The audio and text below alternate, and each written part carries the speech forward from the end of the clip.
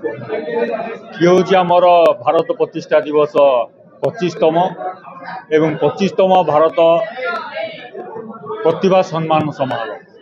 तेणु यही पक्षे सर्वप्रथम मुशावासी को शुभेच्छा अभिनंदन जनाऊँगी।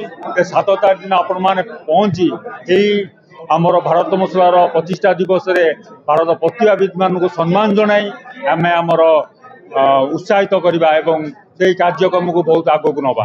तेणु यही अवसर में आम ए वर्ष डॉक्टर सरोज कुमार त्रिपाठी को भारत गौरव सम्मान समारोह सम्मानित करुचु। ता सहित डॉक्टर कवि नारायण सेनापति को जी आईएएस ऑफिसर आम सेवा भारत सम्मान सम्मानित करुचु। ता सहित डॉक्टर गायत्री बेला पंडा विशिष्ट लेखिका कथावार्ता सम्मान सम्मानित आम सम्मानित करूँ।